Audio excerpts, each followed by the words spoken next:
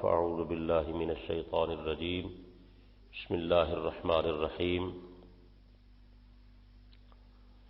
یا ایہا الذین آمنوا اذکروا اللہ ذکرا کثیرا وقال تعالی فی مقام آخر وَإِذِ ابْتَلَىٰ إِبْرَاهِيمَ رَبُّهُ بِكَلِمَاتٍ فَأَتَمَّهُنَّ صدق اللہ العظیم۔ محترم بھائی اور دوستوں اور بزرگوں، اللہ ہماری حاضری کو قبول فرمائے۔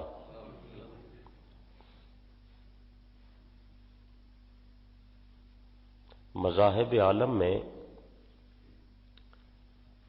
جتنے لوگ بھی آئے ہیں سب حضرت ابراہیم علیہ السلام کی عظمت کے قائل تھے۔ اللہ نے ان کو بڑی نرالی شان عطا فرمائی ہے، جد الانبیاء ہے، ہزاروں نبی ان کی اولاد میں سے پیدا ہوئے۔ آپ حضرات ماشاءاللہ زیادہ بڑی عمر کے حضرات تشریف رکھتے ہیں، آپ سمجھتے ہیں ایک آدمی خود جتنے بڑے عہدے پر ہو نا اسے اتنی خوشی نہیں ہوگی، اگر اس کا بیٹا بڑے عہدے پر فائز ہو جائے تو اسے بہت خوشی ہوگی، اپنے عہدے سے بھی زیادہ۔ اگر اس کا پوتا، اس کی اولاد میں سے کوئی آدمی بڑے مرتبے پہ چلا جائے اسے بہت خوشی ہوگی کہ میرا بیٹا ماشاءاللہ فلاں پوسٹ پر ہے، تعلیم یافتہ ہے، بڑی بات ہے۔ اس سے اندازہ فرمائیں کہ ابراہیم علیہ السلام کو کتنی خوشی ہوئی ہوگی کہ جب اللہ نے ان کی اولاد میں سے ہزاروں نبی پیدا کر دیے، ایک دو نہیں، ہزاروں نبی ان کی اولاد میں سے اللہ نے پیدا فرمائے، اور خود حضور اکرم صلی اللہ علیہ وسلم جیسی ہستی اللہ نے ان کی اولاد میں سے پیدا فرمائی۔ یہ ان کی فضیلت میں بہت بڑی بات ہے، بہت بڑی بات ہے۔ ایک وقت وہ تھا ان کی اولاد نہیں تھی، وہ اللہ سے مانگ رہے تھے رب ہب لی من الصالحین، اے اللہ صالح بیٹا عطا فرما۔ اللہ پاک نے فرمایا میرے پیغمبر ایسا بیٹا دوں گا پوری دنیا میں اس کی مثال نہیں ہوگی۔ اللہ نے وہ بیٹا دیا، اس کا نام اسماعیل علیہ السلام ہے، آپ سنتے رہتے ہیں علماء سے۔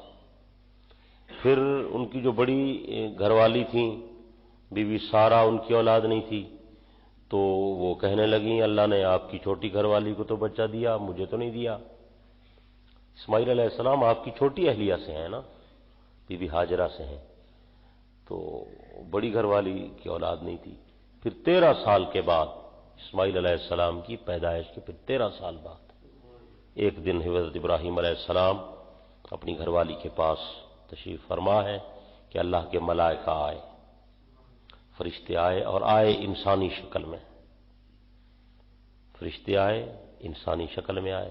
کہتے ہیں ابراہیم علیہ السلام جو تھے بہت مہمان نواز تھے، بلکہ صرف مہمان نواز نہیں تھے، مہمان نوازی کی سب سے پہلے عادت ڈالنے والے ہی ابراہیم علیہ السلام ہیں۔ پہلا شخص ہے جس نے مہمان نوازی کی اور مہمان کا اکرام کیا۔ حکم ہے مہمان کی عزت کرو، تو ابراہیم علیہ السلام بہت سخی تھے، بہت مہمان نواز تھے، ڈھونڈتے رہتے تھے کہ کوئی مہمان آ جائے تو پھر کھانا کھائیں گے، اکیلے کھانا نہیں کھاتے تھے۔ پہلے پہلے مہمان نوازی انہیں شروع فرمائی، یہ ان کی خصوصیات میں ہے۔ اور سب سے پہلے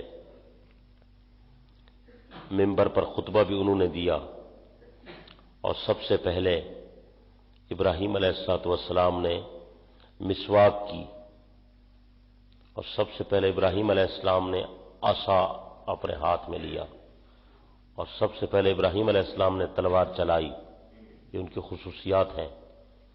اور سب سے پہلے ابراہیم علیہ السلام نے معانقہ کیا۔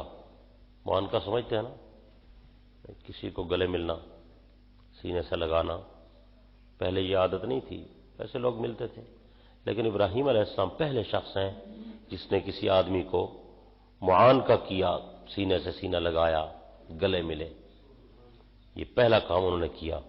ہماری تفاسیر کی کتابوں میں موجود ہے ابراہیم علیہ السلام کا یہ واقعہ کہ آپ بیت المقدس کے پاس نکلے سیر سیاحت کے لیے کسی پہاڑ کی طرف، تو ایک آدمی اللہ کا ذکر کر رہا ہے، آواز آ رہی ہے اللہ اللہ اللہ اللہ۔ آپ بڑے حیران ہوئے بھائی کون ہے جو اللہ کو یاد کر رہا ہے؟ تو جدھر سے آواز آ رہی تھی تو اسی سمت میں آپ آگے بڑھے نا، تو آگے جا کر دیکھا پہاڑ کے اندر ایک بزرگ آدمی ہے معمر، جو اللہ تعالیٰ کو یاد کر رہا ہے، اللہ اللہ اللہ اللہ ذکر کر رہا ہے۔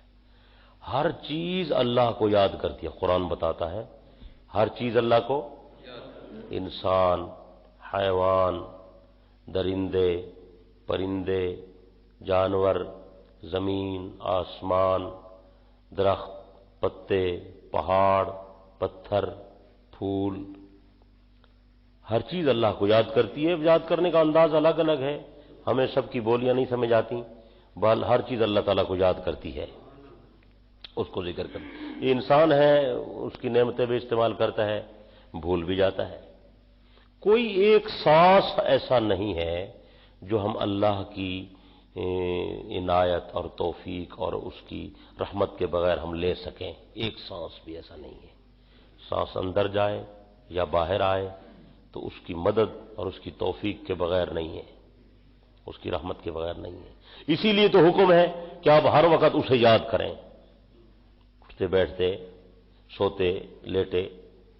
نماز کا تو وقت مقرر ہے، پڑھو، ٹائم ختم تو نماز ختم۔ روزے کا وقت مقرر ہے، حج کا وقت مقرر ہے، زکوٰۃ کا وقت مقرر ہے، صدقہ۔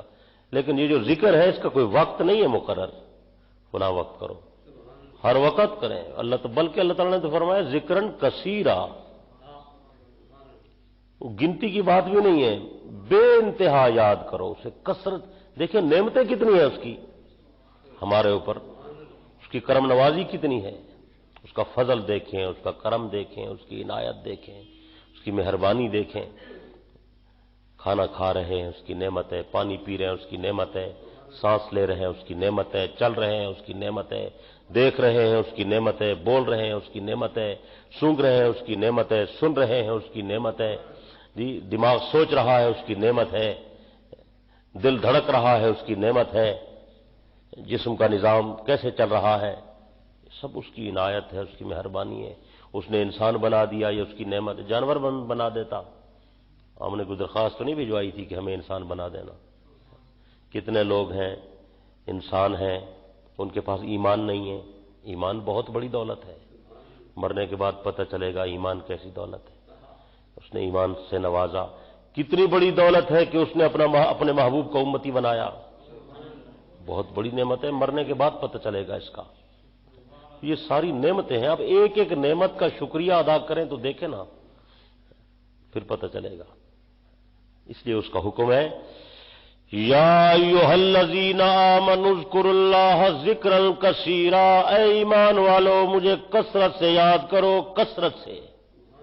وقت مقرر نہیں ہے، ٹائم نہیں ہے، تعداد نہیں ہے، کثرت سے یاد کرو، یا اللہ کھڑے ہو کر یا بیٹھ کر یا سوتے ہوئے یا کیسے، فرمایا فاذکروا اللہ قیاما وقعودا وعلی جنوبکم، چلتے پھرتے اٹھتے بیٹھتے لیٹے ہوئے مجھے یاد کرو، واذکروا اللہ کثیرا لعلکم تفلحون، زیادہ کثرت سے مجھے یاد کرو، کامیاب رہو گے۔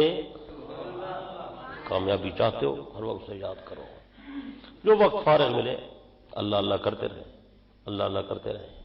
حضور علیہ الصلوۃ والسلام نے فرمایا جب تک آدمی زبان سے اللہ اللہ کہنے والا موجود ہے، ایک آدمی بھی اگر زبان سے کہے گا اللہ، اس نام میں اتنی برکت ہے، جب تک آدمی اللہ کہنے والا موجود ہے قیامت نہیں آئے گی۔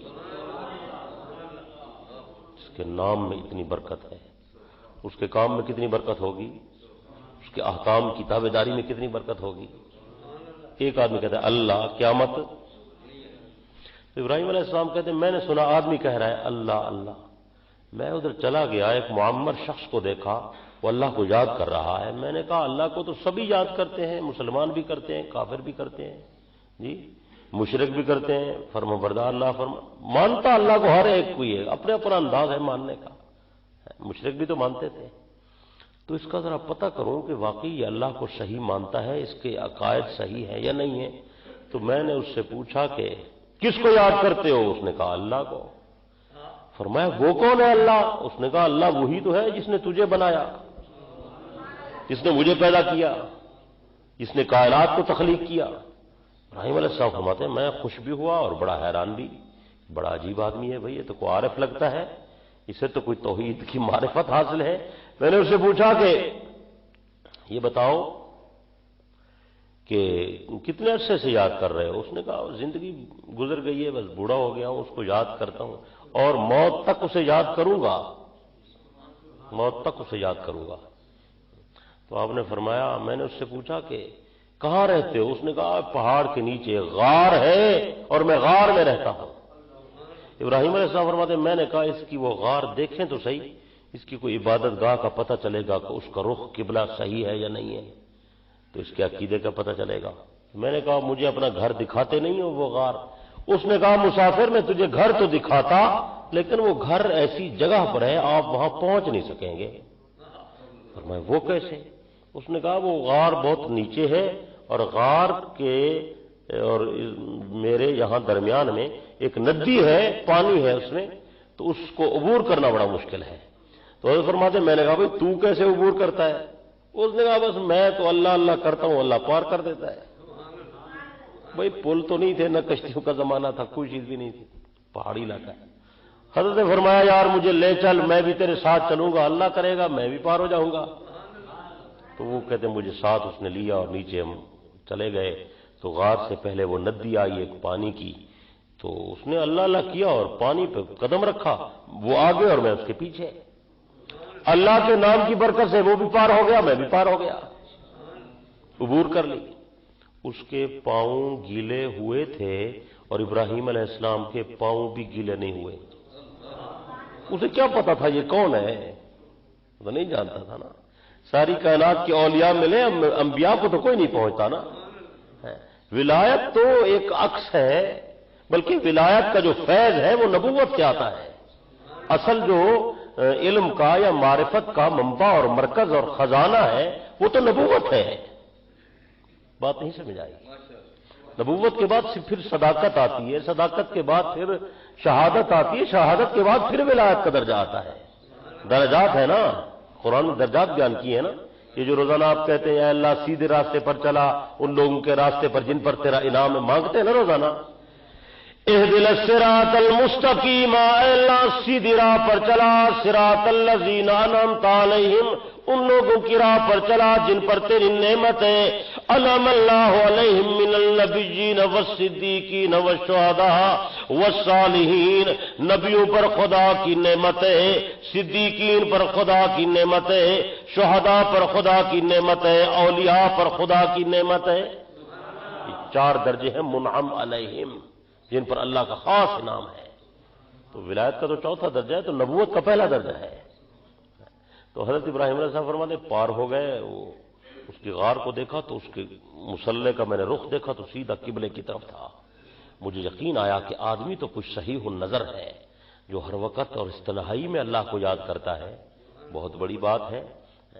تو ابراہیم علیہ السلام فرماتے ہیں میں نے کہا کہ اس سے اجازت لوں اور واپس جاؤں، تو اس نے کہا کہ آپ مجھے نیک آدمی لگتے ہیں اور میرے ساتھ آپ نے ندی بھی عبور کر لی، پاؤں بھی گیلے نہیں ہوئے، آپ مجھے کوئی عظیم آدمی لگتے ہیں، تو مجھے ایک پریشانی ہے، وہ پریشانی یہ ہے کہ آپ دعا کریں قیامت کے دن کے حوالے سے۔ قیامت کا دن آنے والا ہے اور اللہ اس دن کی پریشانی سے ہمیں بچائے، اس دن کی ناکامی سے ہمیں بچائے، وہ بہت بڑا دن ہے، فیصلے کا دن ہے۔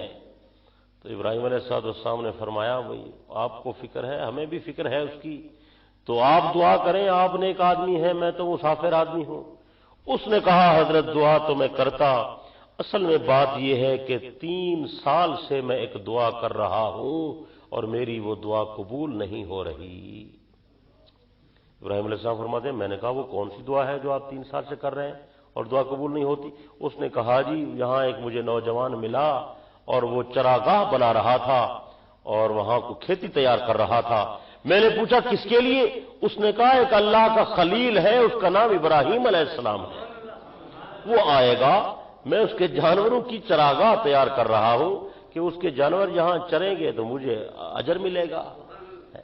تو میں نے کہا کہ وہ اللہ کا جو خلیل ہے اور جس سے اللہ نے اپنا دوست بنایا ہے اس کی تو ملاقات ہونی چاہیے۔ تو وہ معمر آدمی، بزرگ آدمی حضرت ابراہیم علیہ السلام سے کہنے لگا کہ حضرت 3 سال سے دعا کر رہا ہوں، اللہ میری خلیل سے ملاقات کرا دے، میری تو دعا قبول نہیں ہو رہی، اور آپ مجھے کہتے ہیں میں مزید کوئی دعا کروں، تو میں کیسے دعا کروں؟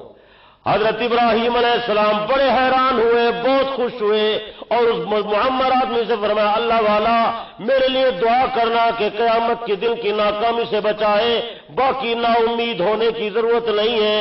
آپ یہ کہتے ہیں کہ میں 3 سال سے دعا کر رہا ہوں، میری دعا قبول نہیں ہوتی، میں آپ کو خوشخبری سناتا ہوں، کھڑے ہو جاؤ، میرے ساتھ اپنا سینہ لگاؤ، میرے ساتھ معانقہ کرو، تیری دعا قبول ہو گئی ہے، اس لیے کہ آج اللہ کا خلیل تو تیرے سامنے موجود ہے۔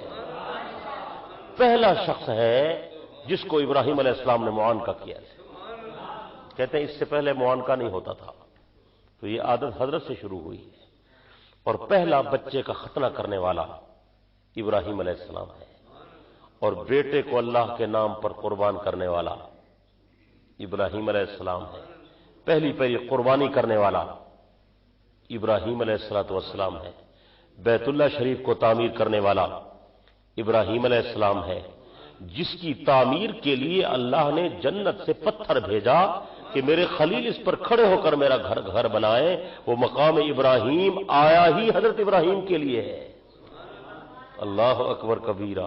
اور حجر اسود جو کعبہ شریف میں نصب ہے، اللہ تعالی ہم سب کو لے جائے اور بار بار لے جائے، اسے آپ دیکھیں، اسے بوسہ دیں، اس کا چومنا بھی باعث برکت، سعادت، عبادت ہے۔ یہ جنت کا پتھر، یہ بھی جنت سے آیا ہے۔ حضور علیہ السلام نے فرمایا یہ جو حجر اسود ہے اصل میں یہ حجر ابیض تھا، سفید تھا، جب جنت سے آیا تھا سفید تھا دودھ کی طرح اور چمکتا تھا ایسے، جہاں تک اس کی چمک پہنچتی وہیں حرم کی حدود قائم ہوئی، اس کی چمک جہاں تک پہنچی ہے وہاں تک حرم قائم کیا گیا کہ یہ حرم ہے، محترم ہے، اور یہ جنت کا یاقوت ہے۔ اور آپ علیہ الصلوۃ والسلام نے یہ بھی ارشاد فرمایا جب قیامت کا دن آئے گا اللہ حجر اسود کو آنکھیں بھی دے گا، زبان بھی دے گا۔ حجر اسود کو آنکھیں بھی ملیں گی اور زبان بھی، اور یہ قیامت کے دن گواہی دے گا یا اللہ تیرے فلاں بندے میں تیری محبت میں آ کر مجھے بوسہ دیا تھا، میں سفارش کرتا ہوں اس کی مغفرت فرما۔ تو حجر اسود کو جو بوسہ دے گا یہ سفارش کرے گا۔ بہرحال وہاں رش ہوتی ہے، احتیاط کا معاملہ ہوتا ہے، ذرا دھکم پیل نہ ہو، کسی کو مسلمان کو اذیت نہ ہو، تو پھر آدمی وہاں بوسہ لے لے، اچھی بات ہے، بہت بڑی سعادت کی بات ہے۔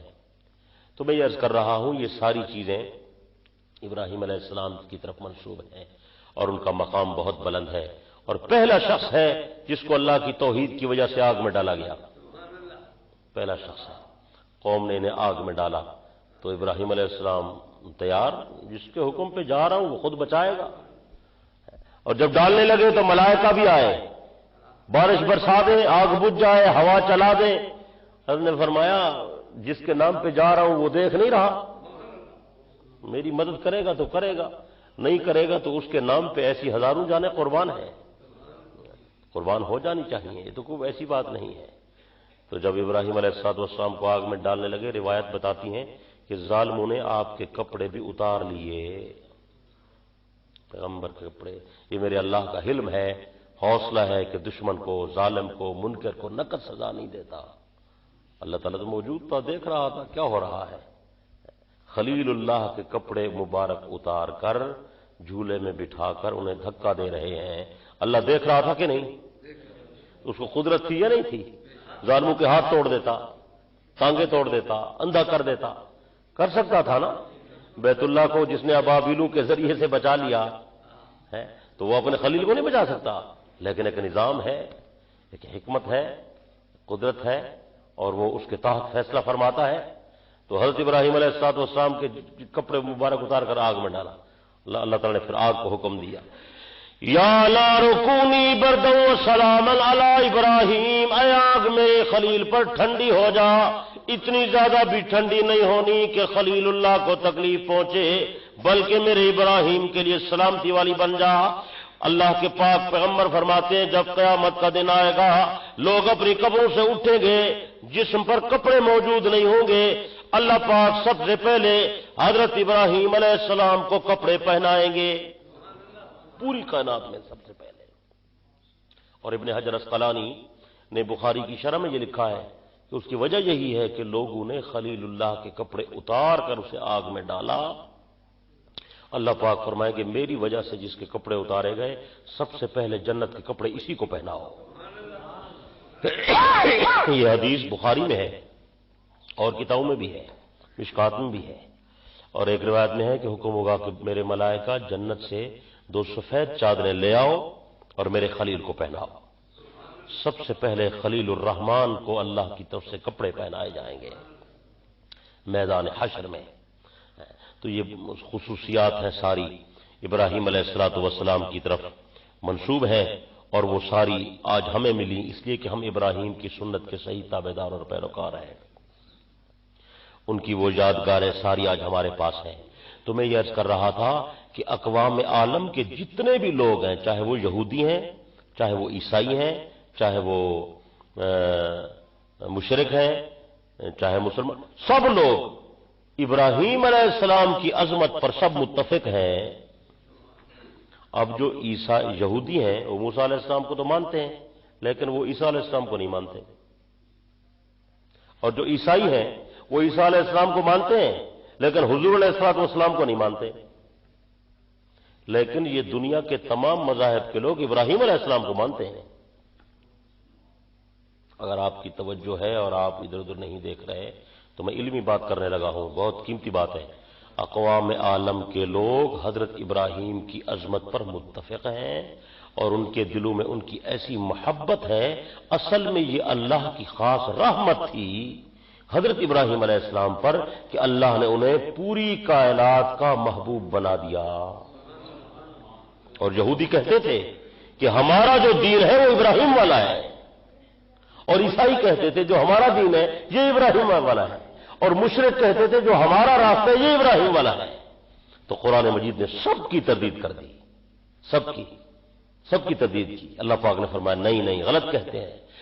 ما کان ابراہیم یہودی ولا نصرانیا، میرا ابراہیم یہودی بھی نہیں نصرانی بھی نہیں، وما کان من المشرکین، میرا ابراہیم مشرک بھی نہیں، ولکن کان حنیفا مسلما، ابراہیم علیہ السلام تو حنیف اور مسلم تھا۔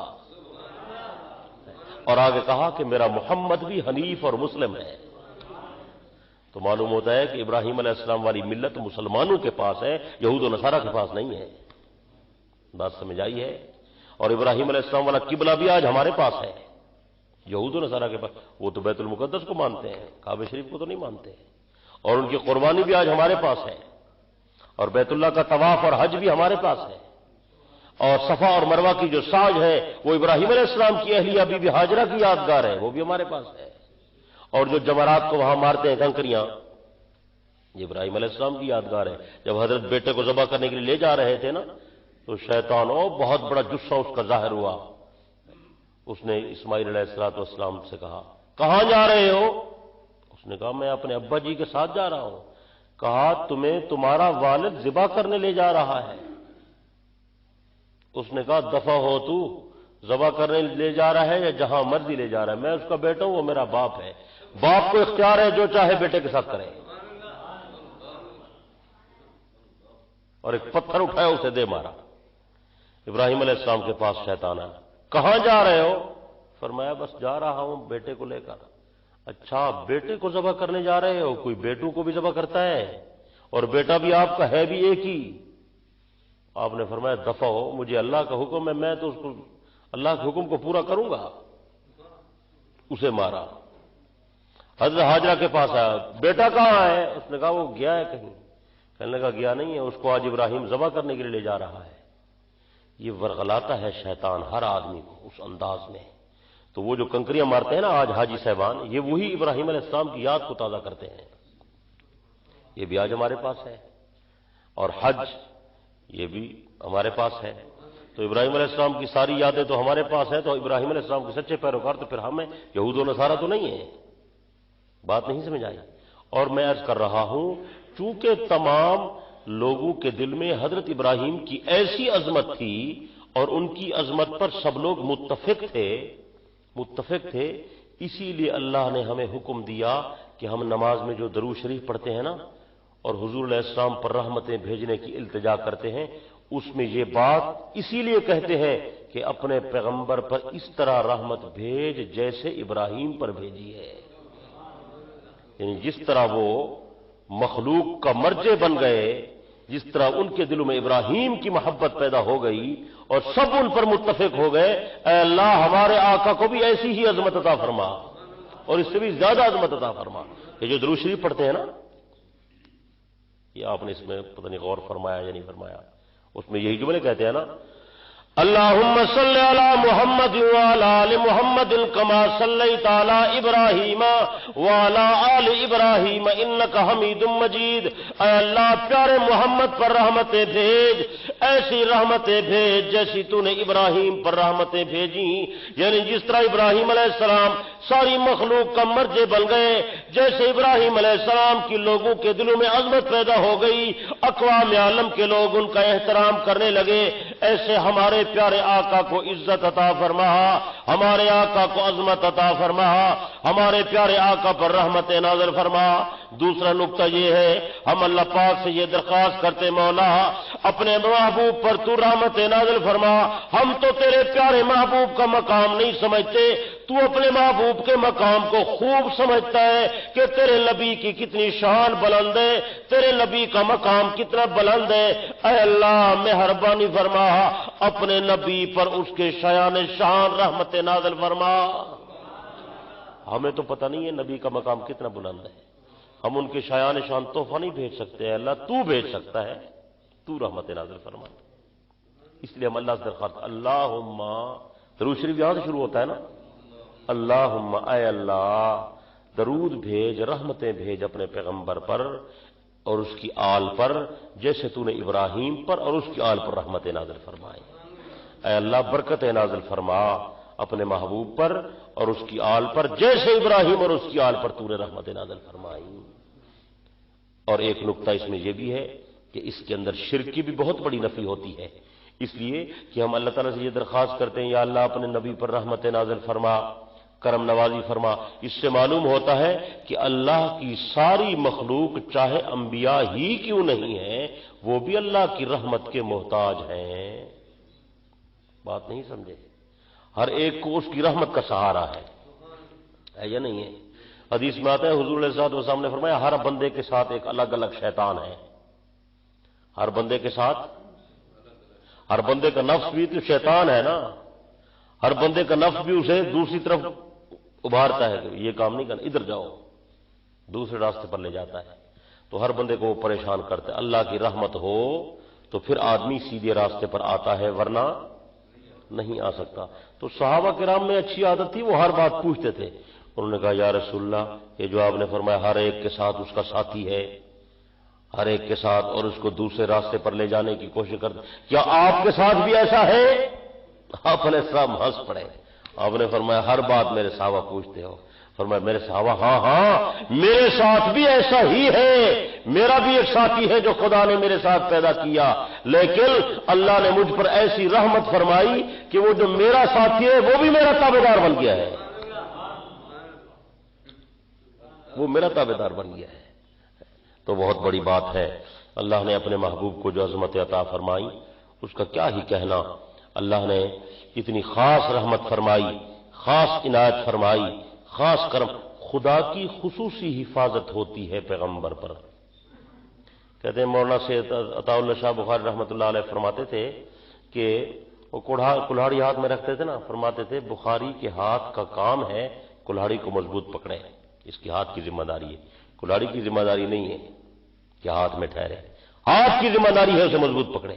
اللہ نے اپنی ذمہ داری لگا دی ہے، میری ذمہ داری ہے میں محمد کی حفاظت کروں گا، اس کی حفاظت کا پہرا ہے۔ ایک آدمی کوشش کرے، محنت کرے تقوی اختیار کرے تو وہ گناہ سے بچنے کی کوشش کرتا ہے. توجہ کریں، وہ گناہ سے دور رہنے کی، میں ادھر نہ جاؤں، گناہ میں نہ مبتلا ہو جاؤں، چوروں کے ساتھ نہ بیٹھوں، چور نہ بن جاؤں، شرابیوں کے پاس نہ جاؤں، شرابی نہ بن جاؤں، نشے والوں کے پاس نہ بیٹھوں، نشہ پینے والا، نشہ استعمال کرنے والا نہ بن جاؤں، بدکاروں کے پاس نہ جاؤں، بری عادت نہ پڑ جائے. ایک آدمی صحیح سوچ والا، سلیم الفطرت آدمی، تقوی والا کوشش کرتا ہے کہ میں گناہ کے پاس نہ جاؤں تاکہ گناہ کی عادت میرے اندر پیدا نہ ہو.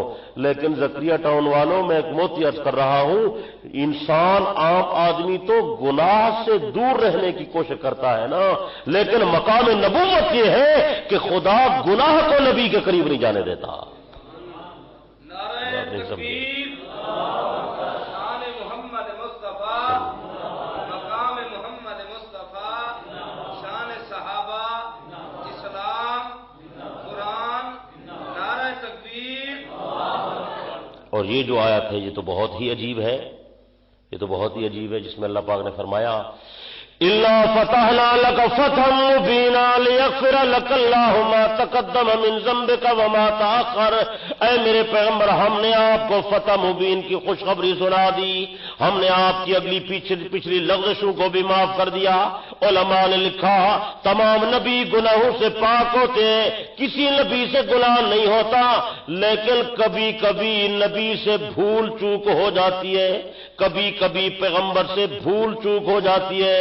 بھول چوک ہونے کے بعد اللہ پاک تنبیہ کرتے ہیں، اے میرے پیغمبر آپ نے تو ایسا نہیں کرنا تھا، آپ کیوں ایسا کر بیٹھے؟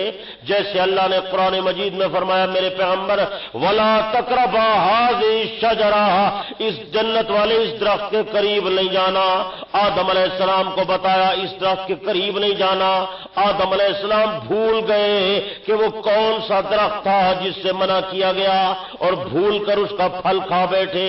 یہ پیغمبر سے بھول ہو گئی. جب بھول ہو گئی اللہ پاک نے متنبہ کیا، اے میرے پیغمبر آدم علیہ السلام میں نے منع نہیں کیا تھا کہ درخت کے قریب نہیں جانا، آپ نے کیوں کھا لیا؟ آدم علیہ السلام نے عرض کیا مولا ربنا ظلمنا انفسنا، اے اللہ میں بھول گیا، مجھے بات یاد نہیں رہی کہ وہ کون سا درخت تھا جس کے قریب نہ جاؤں. مجھ سے ظلم ہو گیا، مجھ سے غلطی ہو گئی، مجھ سے کوتاہی ہو گئی. حضرت نے قصر نفسی کے جملے کہے، اللہ کے دربار میں روتے رہے، عرض کرتے رہے مولا ربنا ظلمنا انفسنا وان لم تغفر لنا وترحمنا، اگر تو نے میری مغفرت نہ فرمائی، اگر تو نے رحم نہ فرمایا لنکونن من الخاسرین، اے اللہ ہمارا بہت نقصان ہو جائے گا. اب یہاں پیغمبر سے بھول ہو گئی، چوک ہو گئی. بھولنے کے بعد اللہ نے متنبہ کر دیا. تنبیہ کرنے کے بعد آدم علیہ السلام نے توبہ کی. توبہ کرنے کے بعد اللہ پاک نے معافی کا اعلان کر دیا، میرے پیغمبر میں نے آپ کی بھول چوک کو معاف کر دیا. اسی طرح ملتان والوں ہر نبی سے گناہ نہیں ہوتا، لیکن کبھی کبھی بھول چوک ہوتی ہے.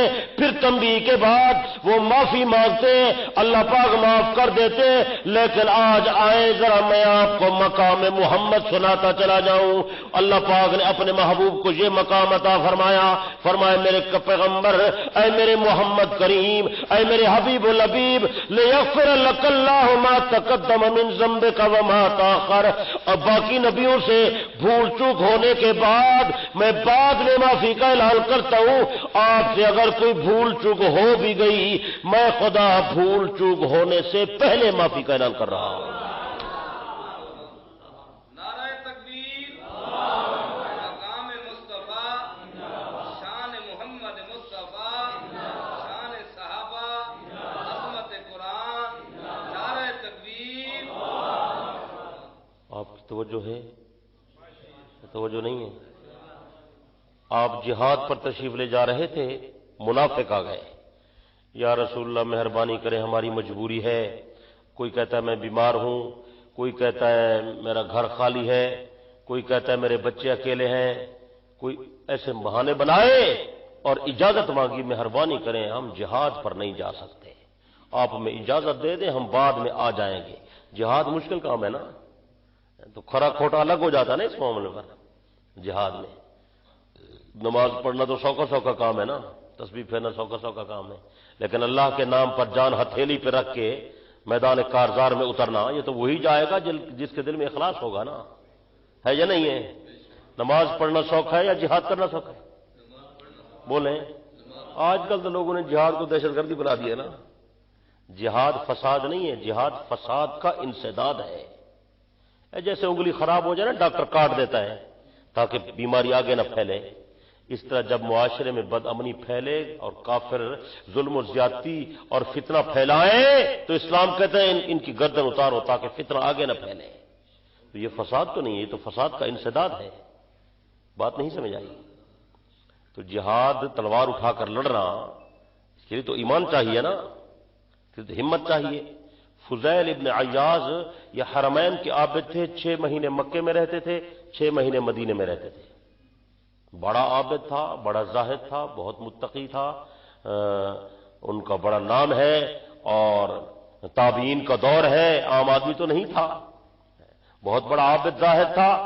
تو فضیل ابن عیاض نے امام عبداللہ بن مبارک کو خط لکھا، وہ میدان جہاد میں تھے، ترتوش کے مقام پر جہاد میں شریک تھے، لڑائی کر رہے تھے دشمن۔ تو حضرت نے خط لکھا، عبداللہ کبھی تجھے موقع ملے تو ادھر آ کر دیکھ، مسجد نبوی کی عبادت کا کتنا مزہ ہے، اور مکہ مکرمہ میں بیٹھ کر کعبے کے طواف کرنے کا کتنا لطف ہے، تو کبھی ادھر آ کر دیکھو۔ اور آپ ادھر جنگلوں میں جہاد کرتے ہیں اور ہر وقت۔ تو امام عبداللہ بن مبارک رحمۃ اللہ تعالی علیہ نامور محدث ہیں، اور امام ابو حنیفہ کے نامور شاگرد ہیں، امام بخاری کے شیخ الشیخ ہیں۔ حضرت نے جو وہاں سے جواب لکھا وہ اس میں اشعار ہیں، پر ہے وہ عربی میں، اور ہم عربی سے فارغ ہیں، تو اگر عربی آپ جانتے تو تڑپ جاتے کیا اس اللہ والے نے لکھا کیا ہے۔ بڑے عجیب فرما، آپ کو 2 شعر سناتا ہوں۔ امام عبداللہ بن مبارک نے حضرت فضیل ابن عیاض کو لکھا، یا عبد الحرمین لو ابصرت لا علمت انک فی العبادت طلب۔ فضیل ابن عیاض میں تیری عظمت کو سلام کرتا ہوں، تیرے مقام کا انکار کوئی نہیں کرتا۔ آپ حرمین میں عبادت کرنے والے، آپ بیت اللہ کا طواف کرنے والے، حرم کعبہ میں نوافل پڑھنے والے، مسجد نبوی میں اعتکاف بیٹھنے والے، آپ نے بہت زیادہ محنت کی، کوشش کی، میں تیری عظمت کا انکار نہیں کرتا، لیکن کبھی اگر آپ کو موقع مل جائے باہر نکل کر آؤ اور میدان کارزار میں ہم غریبوں کو اللہ پاک کی محبت میں دیکھو کہ ہم دیوانہ وار کیسے تلوار چلاتے ہیں اور اس کی محبت میں کیسے جہاد میں شریک ہوتے ہیں۔ اگر تو ہمیں میدان جہاد میں اللہ پاک کی محبت میں اور دین کی سربلندی کے لیے اعلاء کلمت اللہ کی خاطر تلواریں چلاتا ہوا دیکھو تو تمہیں اپنی نوافل اور عبادت کھیل معلوم ہوگا۔ نفل پڑھنا بڑا سوکھا کام ہے، عبادت کرنا بڑا آسان کام ہے، تسبیح پھیرنا تو بہت میٹھی عبادت ہے، لیکن میدان کارزار میں اتر کر جان ہتھیلی پہ رکھ کر دشمن کے ساتھ لڑنا کارے دارک بہت بڑا کام ہے۔ اے فضیل ابن عیاض ذرا نکل کر تو دیکھ، من کان یخزو خدہ بدموعہ فنحور لا بدماء لا تتخذبوا۔ اگر حرم کعبہ کے اندر، اگر مسجد نبوی کے اندر سجدے میں سر ڈال کر اللہ کے سامنے آنسو بہانے سے اللہ راضی ہوتا ہے، آج دیکھ تو صحیح کہ میدان کارزار میں اس کی محبت میں ہماری گردنوں سے کیسے خون نکلتا ہے۔ تیرے آنسو سے خدا راضی ہوگا، ہمارے خون سے راضی نہیں ہوگا۔ فضیل ابن عیاض کو جب یہ خط ملا نا تو تڑپ گیا، کہتا ہے واقعی عبداللہ تیرے مقام کو کوئی نہیں پہنچتا، بہت بڑی بات ہے۔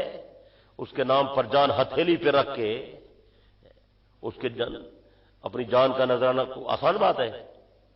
بولو، ابراہیم علیہ السلام جو چھری اٹھا کے بیٹے کو ذبح کر رہے، یہ کو آسان ہے؟ تصور تو کریں تھوڑا سا، چھری اٹھائی بیٹے کو ذبح کر رہا ہے، فرشتے بھی حیران ہیں، یا اللہ کیا ہو رہا ہے؟ اللہ پاک نے فرمایا صبر کرو، اب دیکھو تم ہی تو کہتے تھے کہ انسان تابعداری نہیں کرے گا، میں تمہیں بتانا چاہتا ہوں کہ تم زیادہ وفادار ہو یا انسان زیادہ وفادار؟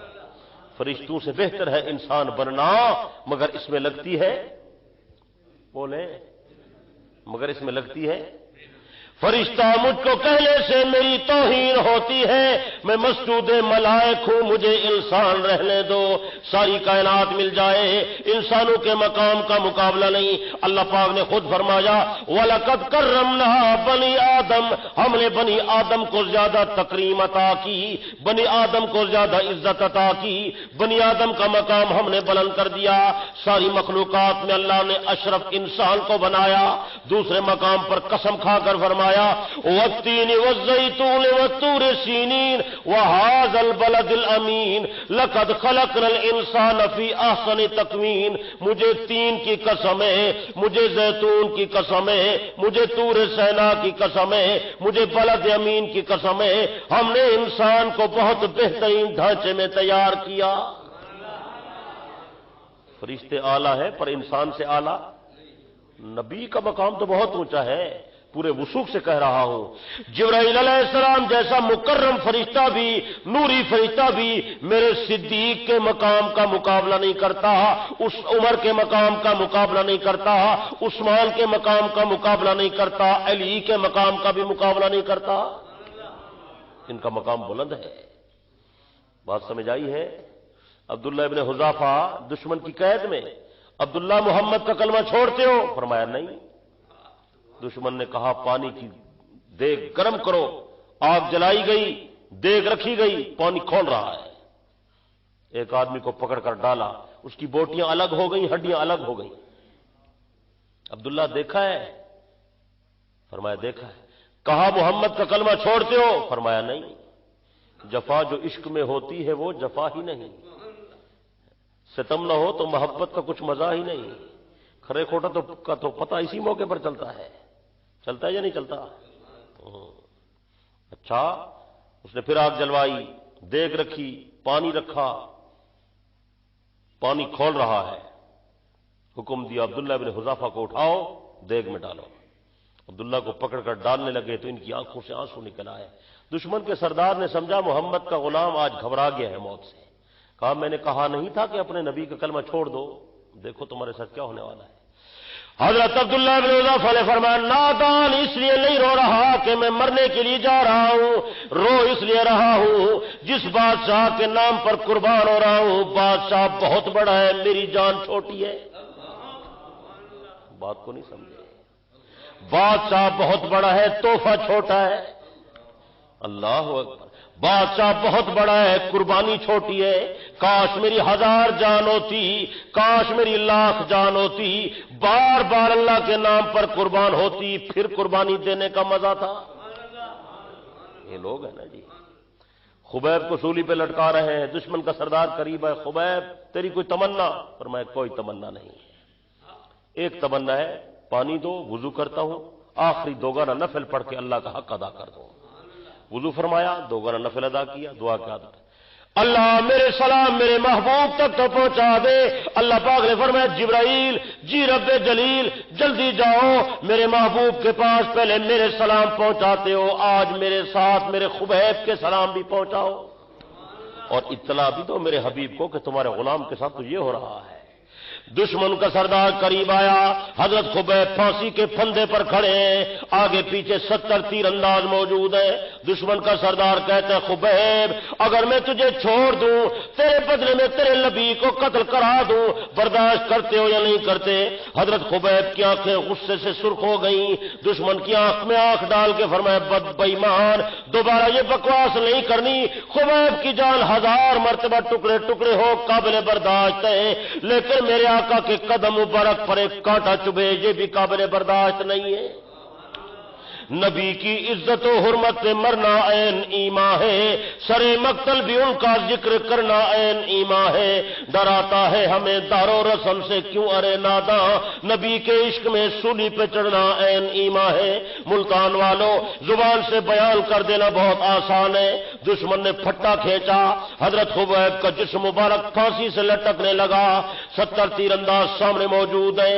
1 دن نہیں، 2 دن نہیں، 5 دن نہیں، 10 دن نہیں، 20 دن نہیں، 30 دن نہیں، 40 دن گزر گئے، خبیب کی لاش شولی کے ساتھ لٹکتی رہی 40 دن تک۔ پتہ تو چلا نا کہ کھرا کون ہے اور کھوٹا کون ہے، محبت تو اس کو کہتے ہیں۔ ہم تو میٹھی میٹھی محبت والے ہیں، نام آیا تو نام چوم لیا، مسجد آئی تو دروازہ چوم لیا، قرآن دیکھا تو قرآن چوم لیا۔ ہم تو بھئی میٹھا حلوہ کھانے والے ہیں، خون دینے والے تو کوئی اور ہی مجنون ہوں گے۔ یہ حقیقی عاشق تھے اصحاب محمد۔ سب کہو صلی اللہ ہو، محبت سے صلی اللہ ہو۔ تو جہاد میں یہ عرض کر رہا تھا کہ جہاد میں پتہ چلتا ہے کہ کھرا کون ہے اور کھوٹا، مخلص کون ہے اور غیر مخلص، مومن کون ہے اور منافق۔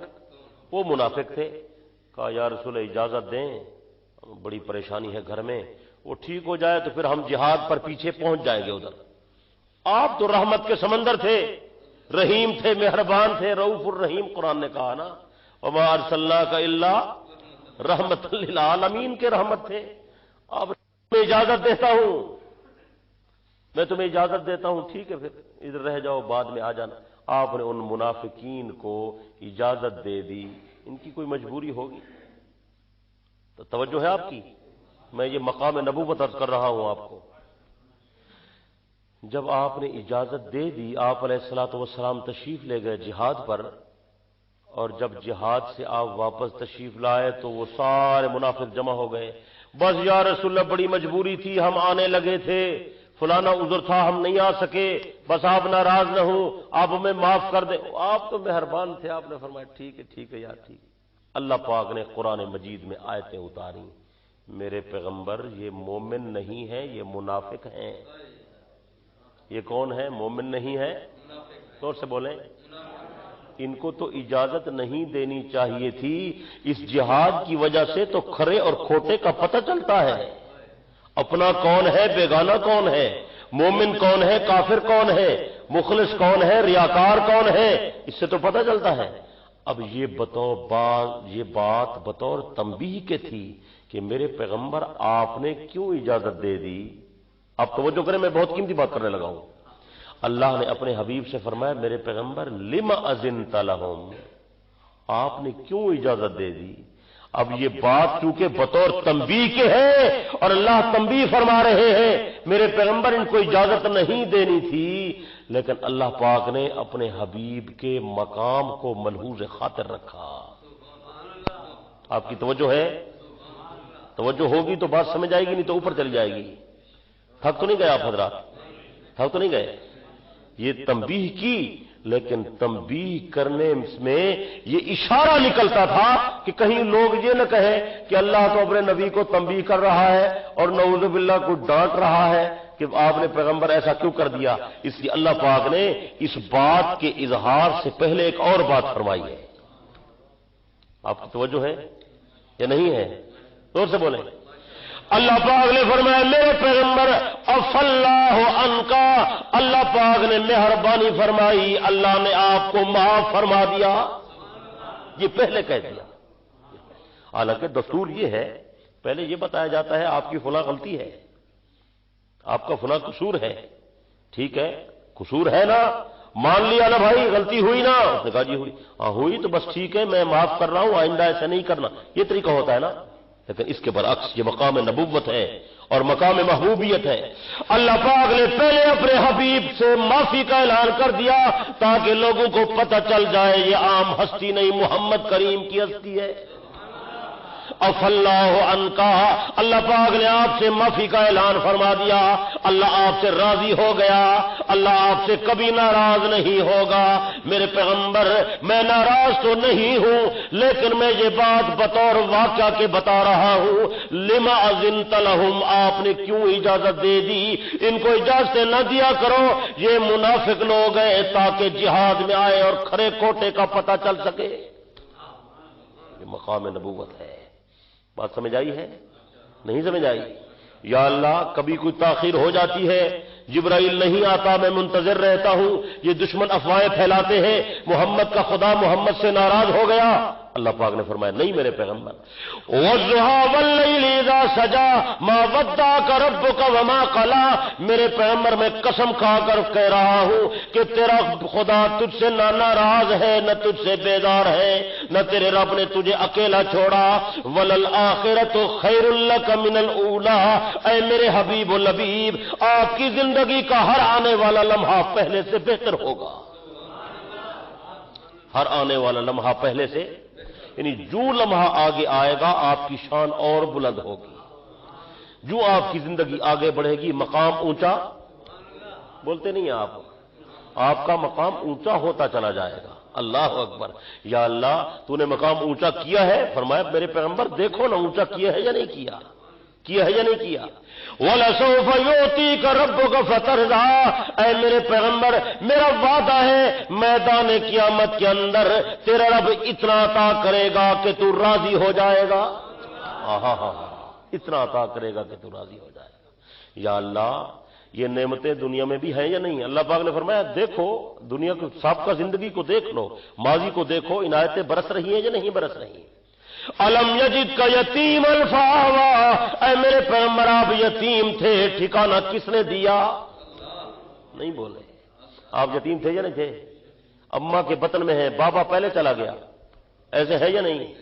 آپ والدہ کے بطن میں والد سے پہلے چلے گئے، پیدا ہوئے تو اماں بھی دنیا سے چلی گئی، چند سال گزرے پالنے والا چاچا بھی رخصت ہو گیا، اللہ پاک نے سارے سہارے اٹھا دیے۔ کوئی یہ نہ کہے محمد کریم کو ہم نے پالا، سارے سہارے ہٹا کر اللہ پاک نے اپنی رحمت کا سہارا سایہ کر دیا اور بتا دیا کہ نبی بھی میرا، محبوب بھی میرا، تعلیم بھی میں دوں گا، تربیت بھی میں دوں گا، مقام بھی میں بلند کروں گا۔ الم یجدک یتیما فآویٰ ووجدک ضالا فہدیٰ، میرے پیغمبر ہدایتیں بھی میں نے عطا کی، رفعتیں بھی میں نے عطا کی، بلندیاں بھی میں نے عطا کی۔ ووجدک عائلا فاغنیٰ، آپ تو فقیر آدمی تھے، آپ کو شہنشاہ کس نے بنایا؟ بولے عزتیں کس نے عطا کی؟ نبوت کس نے عطا کی؟ رسالت کس نے عطا کیا؟ علم کس نے عطا کیا؟ مقام رحمت کس نے عطا کیا؟ محبوبیت کے مقام پر کس نے فائز کیا؟ میرے پیغمبر میں نے وعدہ کر دیا، الم نشرح لک صدرک ووضعنا عنک وزرک الذی انقض ظہرک ورفعنا لک ذکرک، ہم نے ہر قسم کے بوجھ ہٹا دیے، ہم نے آپ کا سینہ کھول دیا، ہم نے آپ کے ذکر کو بلند کر دیا۔ میں نے تقدیر کے قلم سے لکھ دیا جہاں میرا ذکر ہوگا وہاں تیرا ذکر ہوگا، زمین پر میرا ذکر، زمین پر تیرا ذکر، آسمان پر میرا ذکر، آسمان پر تیرا ذکر، جنت میں میرا ذکر، جنت میں تیرا ذکر، عرش پہ میرا ذکر تو عرش پہ تیرا ذکر، کتابوں میں میرا ذکر، کتابوں میں تیرا ذکر، قرآن میں میرا ذکر، قرآن میں تیرا ذکر، اذان میں میرا ذکر، اذان میں تیرا ذکر، تکبیر میں میرا ذکر، تکبیر میں تیرا ذکر، نماز میں میرا ذکر، نماز میں تیرا ذکر، قرآن میں میرا ذکر، قرآن میں تیرا ذکر۔ میری شان ہے الحمدللہ رب العالمین، تیری شان ہے وما ارسلناک الا رحمت للعالمین۔ میں نے تقدیر کے قلم سے لکھ دیا کائنات میں میرے جیسا خدا کوئی نہیں، تیرے جیسا مصطفیٰ کوئی نہیں۔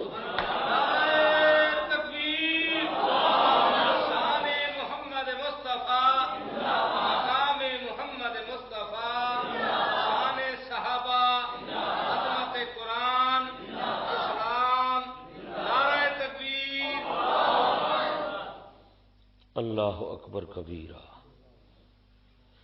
درود شریف پڑھ لینا ایک دفعہ، درود شریف۔ اللہم صلی وسلم وبارک علی سیدنا و مولانا محمد النبی الامی وعلی آلہ واصحابہ عدد کل معلوم لک دائما ابدا۔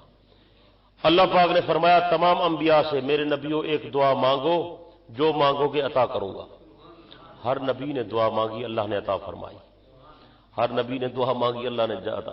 جب حضور علیہ الصلوۃ والسلام کا وقت آیا نا، آپ نے فرمایا میرے حبیب آپ نہیں مانگتے؟ نہیں یا اللہ میں نہیں مانگتا، فی الحال نہیں مانگتا۔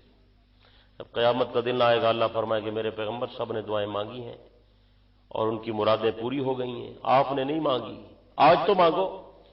حضور علیہ الصلوۃ والسلام فرماتے ہیں میں قیامت کے دن مانگوں گا اور امت کی مغفرت مانگوں گا۔ اپنے لیے کچھ نہیں مانگا، مانگی ہے تو امت کی مغفرت مانگی ہے۔ اور اللہ نے وعدہ کیا نا وَلَسَوْفَ يُعْطِيكَ رَبُّكَ فَتَرْضَىٰ، میرے پیغمبر میں راضی کروں گا. کیا کروں گا؟ کیا کروں گا؟ اس سورت کا نام کیا ہے؟ سورت والضحیٰ. سورۃ ضحیٰ ہے نا، اس کے یہ آخری لفظ ہے نا. کیا لفظ ہے؟ وَلَسَوْفَ يُعْطِيكَ رَبُّكَ. اس سورت کا نام کیا ہے؟ سورت، یہ اصل میں سورت والضحیٰ ہے، بلکہ یوں کہا جائے کہ یہ ہے ہی سورت محمد صلی اللہ علیہ وسلم. اس میں ساری محمد کریم کی شان بیان کی گئی ہے. صحیح ہے یا نہیں ہے؟ بولیں اللہ اکبر کبھی. اور اس سے جو پچھلی سورت ہے اس کا نام ہے سورت اللیل. اللیل اس کا نام کیا ہے؟ میں بہت قیمتی بات کرنے لگا ہوں. سورت والضحیٰ میں محمد عربی صلی اللہ علیہ وسلم کی شان ہے، اور سورت واللیل میں آپ کے صحابی، آپ کے یار غار سیدنا صدیق اکبر کی شان ہے. اور میں نے پہلے عرض کیا ہے کہ ولایت ہو یا شہادت ہو یا صدیقیت ہو، یہ عکس ہوتے ہیں نبوت کے. عکس ہوتے ہیں، زور سے بولیں، یہ نبوت کے عکس ہیں. تو جب نبوت کا عکس ہے تو اللہ نے یہاں حضور علیہ السلام کے بارے میں فرمایا وَلَسَوْفَ يُعْطِيكَ رَبُّكَ فَتَرْضَىٰ، آپ کا رب آپ کو راضی کرے گا، آپ راضی ہو جائیں گے. اور پچھلی جو صورت ہے اس میں صدیق اکبر کی شان ہے کہ صدیق اللہ کے نام پہ اتنا مال خرچ کرتا ہے، اتنا مال. وہ بلال کو خریدا نا، بلال کافر ظلم کر رہے تھے، صدیق اکبر گزرے، خریدا، دیکھا بڑے ظالم ہیں، بلال کو خریدا، منہ مانگی قیمت دے دی، بلال کو وہاں سے آزاد کروایا. جب آیا بلال اس نے کہا میں آپ کا غلام ہوں. صدیق اکبر نے فرمایا بلال جاؤ، میں نے تمہیں خدا کے نام پہ آزاد کیا ہے. بلال آزاد ہو گیا. کسی نے کہا کہ یہ جو صدیق نے بلال کے ساتھ احسان کیا ہے نا، یہ اس کا کوئی اور مقصد ہے، یہ بلال سے کچھ لینا چاہتا ہے یا یہ بلال سے کوئی خدمت کروانا چاہتا ہے. اللہ پاک نے قرآن کی آیت نازل فرمائی نہیں نہیں نہیں لوگو، تم نے میرے صدیق کو پہچانا نہیں. وَسَيُجَنَّبُهَا الْأَتْقَى الَّذِي يُؤْتِي مَالَهُ يَتَزَكَّىٰ وَمَا لِأَحَدٍ عِندَهُ مِن نِّعْمَةٍ تُجْزَىٰ إِلَّا ابْتِغَاءَ وَجْهِ رَبِّهِ الْأَعْلَىٰ. صدیق اکبر نے یہ کام اس لیے نہیں کیا کہ دنیا کا کوئی نفع حاصل کرے، صدیق نے اس لیے حاصل کیا تاکہ اللہ پاک کی رضا حاصل کرے. اللہ پاک نے فرمایا صدیق تو نے مجھے راضی کیا، وَلَسَوْفَ يَرْضَىٰ، میں تجھے ایسا مقام عطا کروں گا کہ تو بھی مجھ سے راضی ہو جائے گا. شان صدیق اکبر، مقام صدیق اکبر، شان قرآن، نعرہ تکبیر. اب توجہ فرمائے، اللہ نے اپنے حبیب سے فرمایا میرے پیغمبر وَلَسَوْفَ يُعْطِيكَ رَبُّكَ فَتَرْضَىٰ، تیرا رب تجھے راضی کرے گا، تو راضی ہو جائے گا.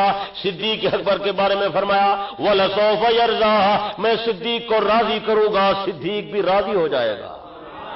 یہ صدیقیت نبوت کا عکس ہے یا نہیں ہے؟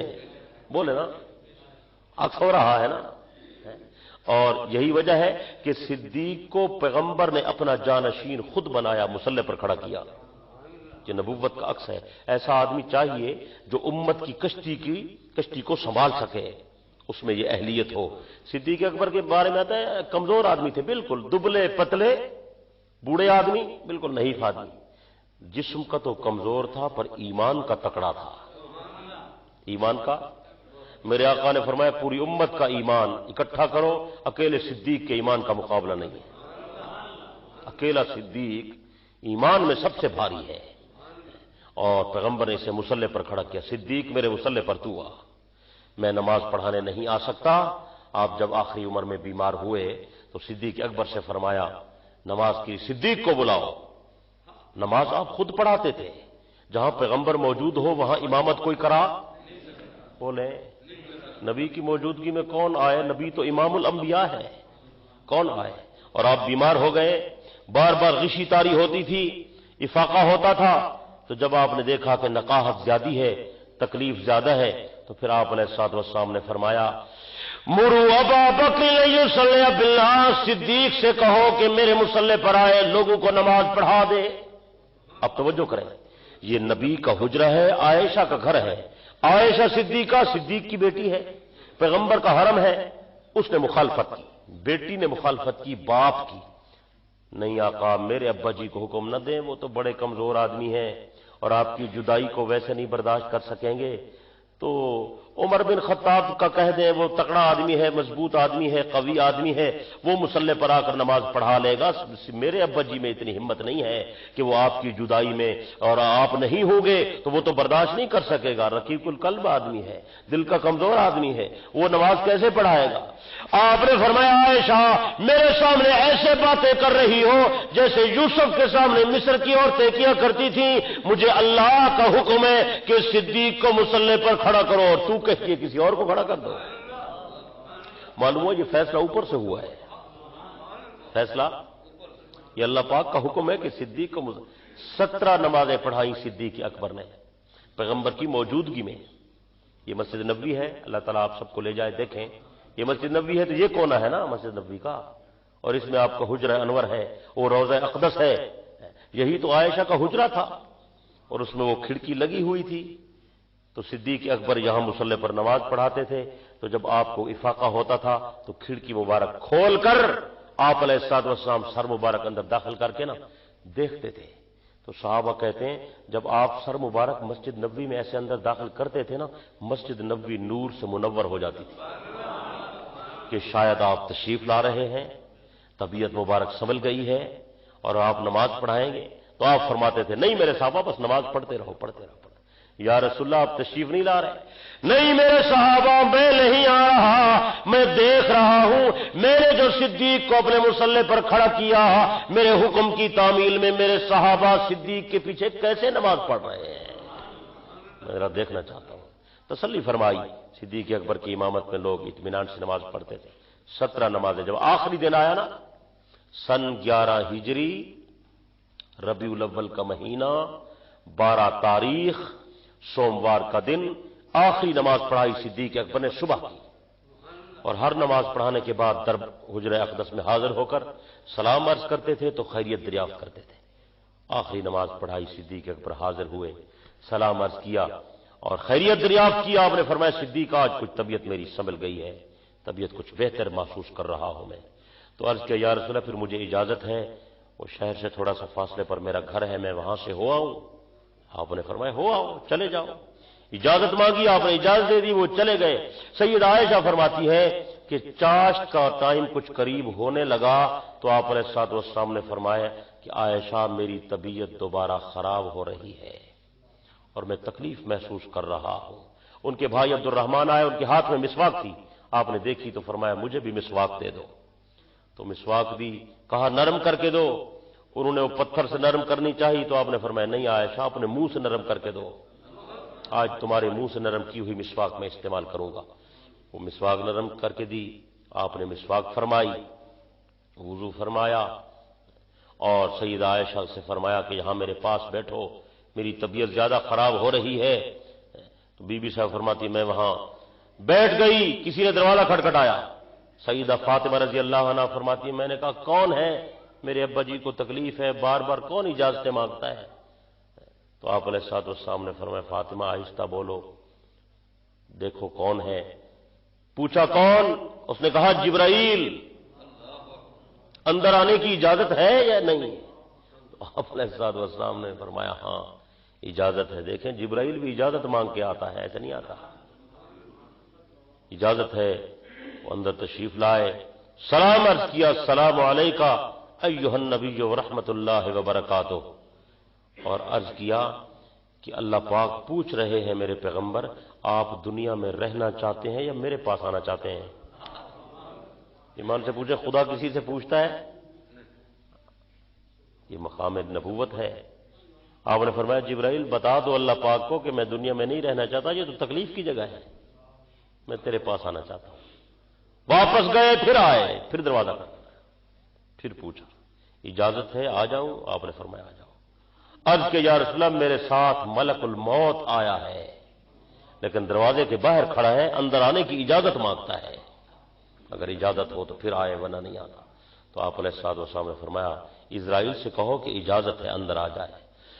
حضرت اسرائیل علیہ السلام اندر داخل ہوئے، سلام عرض کیا، السلام علیکم ایھا النبی ورحمۃ اللہ وبرکاتہ، السلام علیکم یا حبیب اللہ، السلام علیکم یا رسول اللہ، اللہ پاک نے مجھے بھیجا، سلام بھی ساتھ بھیجا، مجھے اجازت ہو تو میں اب خدمت کے لیے حاضر ہوں، میں خدمت کے لیے آیا ہوں۔ آپ نے فرمایا اللہم الرفیق الاعلی، اے اللہ مجھے جنت میں پہنچا دے، میں محمد دنیا میں نہیں رہنا چاہتا۔ آپ نے عائشہ سے فرمایا عائشہ پانی کا پیالہ لاؤ، پانی کا پیالہ پیش کیا، آپ اپنا ہاتھ مبارک پانی میں ڈبوتے تھے اور چہرہ مبارک پر پھیرتے تھے۔ سیدہ نے پوچھا یا رسول اللہ کیا خیریت تو ہے؟ آپ نے فرمایا عائشہ میں تجھے کیا بتاؤں، موت بڑی سخت چیز ہے جس کا ہمیں احساس نہیں ہے، یہ تو جب آئے گی تو ہمیں پتہ چلے گا کہ کیسی ہے۔ موت بڑی سخت چیز ہے، اور آپ پناہ مانگتے تھے، کئی حدیثوں میں آیا ہے، اس وقت بھی دعا میں فرمایا اللہم انی اعوذ بک من سکرات الموت، اے اللہ موت کی سختیوں سے بچا، اللہم اعنی علی سکرات الموت، اے اللہ موت کی سختیوں پر تو میری امداد فرما۔ پیغمبر بھی موت کی سختیوں پر خدا سے مدد مانگتے تھے، آپ بھی مانگا کریں۔ موت کا معاملہ بڑا دشوار ہے، حالانکہ یہ محبوب رب العالمین ہے، کارخانہ کائنات کے سردار ہیں، تکلیف کوئی نہیں ہے، پریشانی کوئی نہیں ہے، لیکن فرماتے تھے مجھے محسوس ہوتا ہے کہ چہرے پر خشکی ہو رہی ہے، خشکی محسوس کرتا ہوں، ہاتھ مبارک گیلے کر کے چہرہ انور پر پھیرتے تھے۔ تو اللہ پاک کا حکم پورا ہو گیا اور اللہ نے اپنے حبیب و لبیب کو دنیا سے اٹھایا۔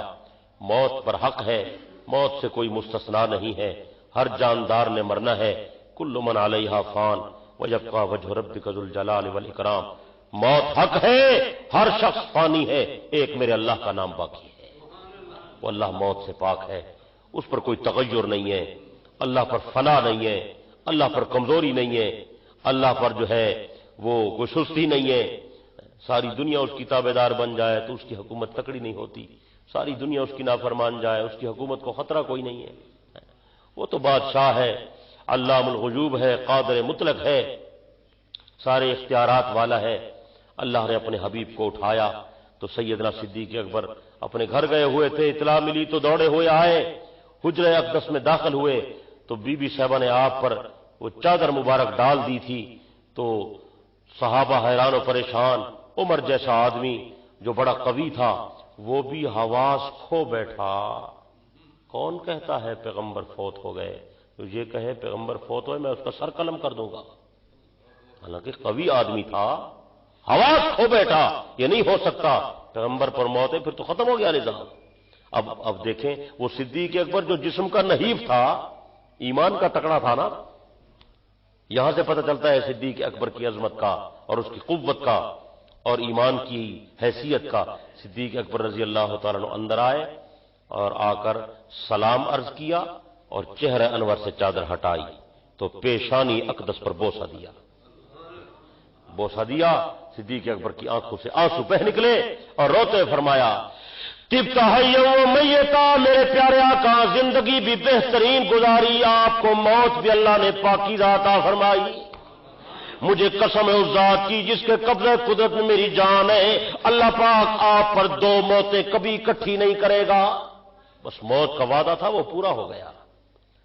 باہر آئے، مسجد میں لوگوں کو جمع کیا، آؤ ادھر آؤ میری بات سنو، سارے لوگ جمع ہو گئے، صدیق اکبر منبر پر آئے، خطبہ ارشاد فرمایا لوگوں من کان یعبد اللہ فإن اللہ حی لا یموت ومن کان یعبد محمدا فإن محمدا قد مات، جو شخص خدا کی عبادت کرتا تھا خدا کل بھی زندہ، خدا آج بھی زندہ، خدا ہمیشہ زندہ رہے گا، جو شخص محمد کی پوجا کرتا تھا میں تمہیں بتا دوں کہ محمد عربی دنیا سے انتقال فرما گئے۔ موت کا اعلان کیا، صدیق اکبر نے، پیغمبر کی وفات ہو گئی۔ پھر صدیق اکبر کے فیصلے سے غسل، صدیق اکبر کے فیصلے سے کفن، صدیق اکبر کے فیصلے سے قبر اقدس، صدیق اکبر کے فیصلے سے دفن کا فیصلہ ہوا۔ دنیا تو حیران پریشان تھی، اب پیغمبر کو کہاں لے جائیں؟ کوئی کہتا ہے مکے دفن کرو، کوئی کہتا ہے بیت المقدس دفن کرو، کوئی کہتا ہے جنت البقیع میں لے جاؤ۔ صدیق اکبر نے فیصلہ کیا نبی جہاں فوت ہوتا ہے وہیں غسل دیا جاتا ہے، نبی جہاں فوت ہوتا ہے انہی کپڑوں میں غسل دیا جاتا ہے جس میں اقدس سے کپڑے نہیں اتارے جاتے. یہ صدیق نے فیصلہ کیا جنازہ ہوگا، لیکن نبی کا جنازہ اللہم اغفر لحینا والی دعا نہیں ہے. نبی کے تو گناہ ہے نہیں، مغفرت کی کیا دعا کریں. نبی کا جنازہ ہوگا لیکن ہوگا بس صلاۃ و سلام. جو آئے گا درود سلام پڑے گا اور واپس چلا جائے گا. 8-8 9 آدمی اندر داخل ہوتے تھے. ساری دنیا جمع ہوئی، سارے عرب کے لوگ آئے، مدینے والے آئے، مکے والے آئے، گرد و نواح والے آئے، مرد آئے، عورتیں آئیں، بوڑھے آئے، بچے آئے، جوان آئے، زمین والے فرشتے آئے، آسمان والے ملائکہ آئے. سب نے آ کر پیغمبر کے جنازے کی صفیں بنائی. پیغمبر کے سامنے حجرہ اقدس کے اندر نبی کے جنازے کی پہلی صف میں ابو بکر عمر نبی کے سامنے موجود تھے. جنازہ ادا کیا. اتنی کثرت تھی 3 دن تک جنازہ ادا ہوتا رہا. 3 دن تک جنازہ ادا ہوتا رہا. 3 دن کے بعد وہیں قبر اقدس تیار کی گئی اور آپ کو قبر اقدس کے اندر اتارا گیا. حکم جو ہے بخاری میں ہے، جب وہ صحابہ نے آپ کو قبر اقدس میں اتارا، واپس آئے تو سیدہ فاطمہ رو رہی تھی. حضرت انس سے پوچھا، یا انس طابت الفظکم ان توسو علی رسول اللہ التراب. انس یہ تو مجھے بتا تو نے کیسے گوارا کیا کہ میرے ابا جی کے جسم پر مٹی ڈال دی. انس روتے ہوئے کہتے ہیں سیدہ میں کیا کرتا، اسی تیرے ابا جی کا حکم جو یہی تھا. ہم انہیں قبر میں اتار کر آ گئے. اللہ پاک نے اپنے نبی پر موت کا وعدہ پورا کر دیا، لیکن پورا کرنے کے بعد اللہ نے اپنے پیغمبر کو وہ حیات عطا فرمائی جو دائمی حیات ہے.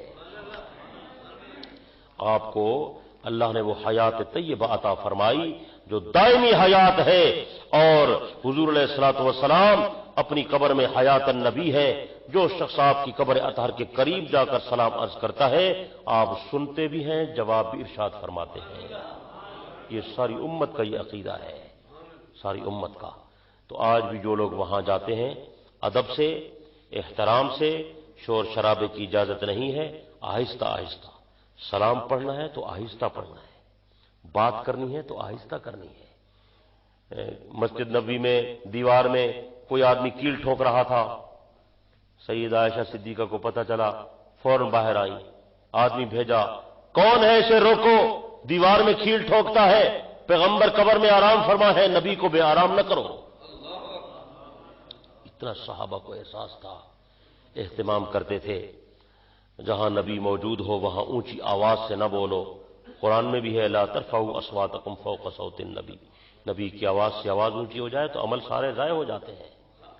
تو مقام نبوت ہے، یہاں بہت ادب کا مقام ہے، بہت احترام کی جگہ ہے. اور جو صلاۃ سلام وہاں پڑھا جائے گا آپ خود سنیں گے، جو یہاں سے پڑھا جائے گا اس کے لیے اللہ نے فرشتے مقرر کیے ہیں. فرشتے یہاں سے لے جاتے ہیں. کئی حدیثوں میں یہ مضمون آیا ہے. آپ نے فرمایا ہے سما کن تم جہاں کہیں ہو، جہاں ہو، شمال میں، جنوب میں، مشرق میں، مغرب میں، زمین میں، تحت الثری میں، درود پڑھو، تمہارا درود مجھ تک پہنچایا جائے گا. اور جمعہ کے دن تو آپ نے خاص کر فرمایا جمعہ والے دن درود شریف کثرت سے پڑھا کرو. فرشتے مقرر ہیں، ان للہ ملائکۃ سیاحین فی الارض یبلغونی من امتی السلام. فرشتے چلتے پھرتے ہیں، جو لوگ پیغمبر پر درود بھیجتے ہیں فرشتے وہ درود پہنچا دیتے ہیں.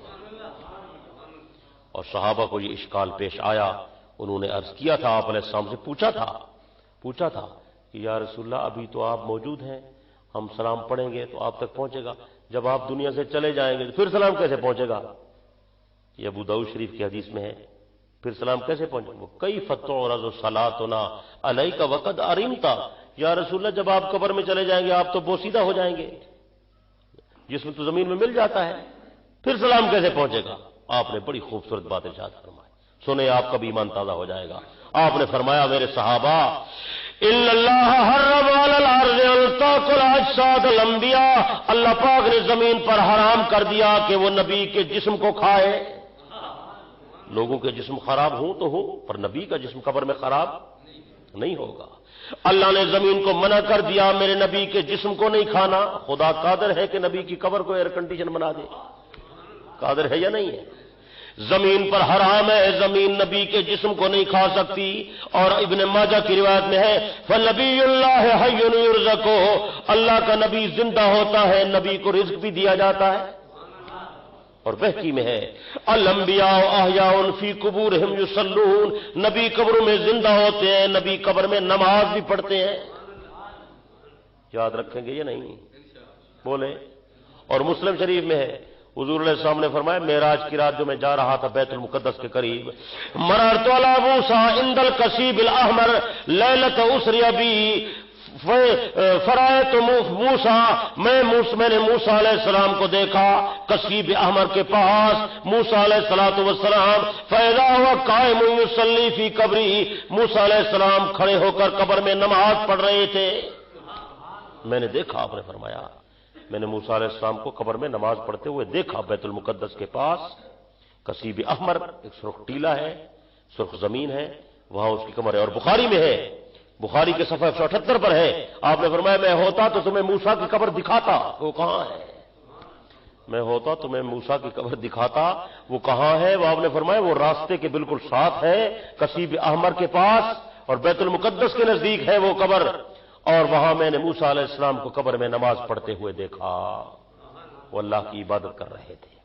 صحیح حدیث ہے یہ، حضرت انس کی روایت ہے. موسیٰ علیہ السلام، وہ تو انبیاء کا مقام تو بہت بلند ہے.